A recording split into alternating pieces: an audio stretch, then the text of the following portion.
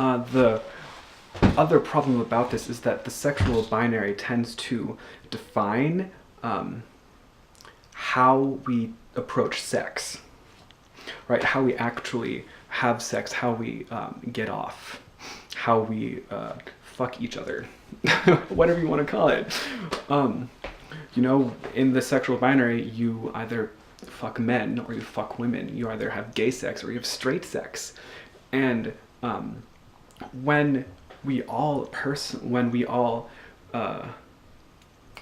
the word?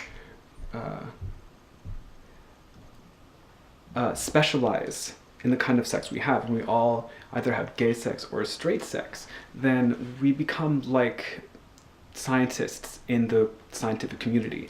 They all are not generalists, they're specialists. They study one thing, and so they become very, very smart, and they know a lot in that one area. But outside of that, they're hopefully, they can be woefully unaware of their surroundings. So a scientist may know a lot about the science of AIDS, for example, but he may know nothing about the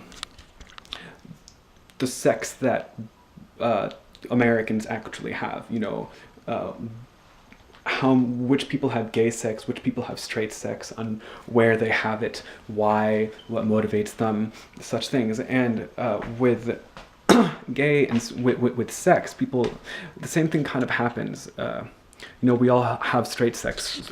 If someone who only has straight sex becomes really good at straight sex, but here that person may still be very uncomfortable with sex itself.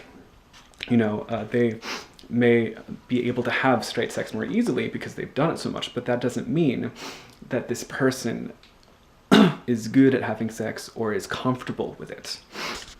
You know, if you want to be good at sex, you just have to have a lot of it, and you need to be able to understand what it is, how it works. You know, it puts people in a very vulnerable position, and only having one kind of sex kind of limits the possibilities, because you're not aware of everything that's going on. You're not aware of the world. It's very narrow-minded.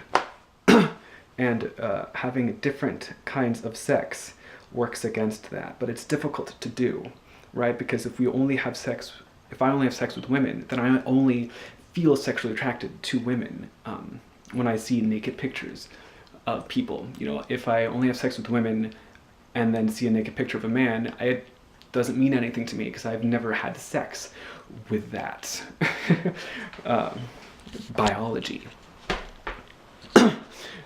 And these attractions just don't develop overnight, and we all instinctively know that. You know, like, when you only have straight sex, it produces a straight identity. But if you allow yourself to have different kinds of sex and let those attractions develop naturally, i.e. slowly over time, then suddenly your sexual identity isn't so specialized anymore. It's more generalized, and so you can understand your sexuality without needing to put it into specific terms or to think of it in such a narrow-minded way. Suddenly, your sexuality can be about what it is you want and what it is that has meaning to you, rather than about genitalia.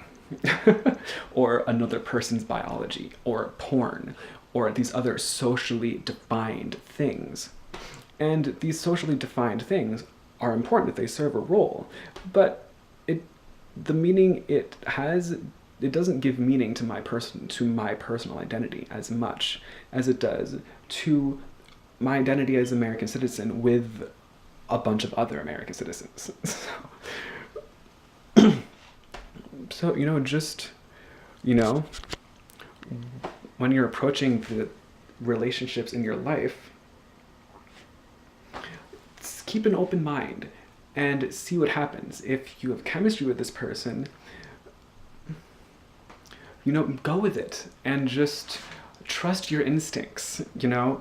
Don't judge a person through a socially defined term or idea if that works against your ability to let this intimate relationship develop even further. You know, if you find yourself kind of horny with the person you're not typically attracted to, and you know you can trust this person,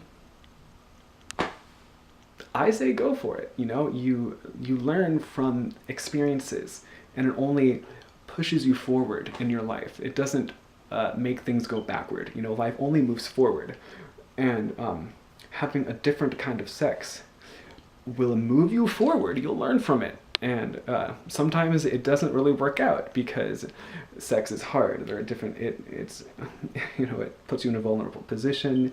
There are body fluids.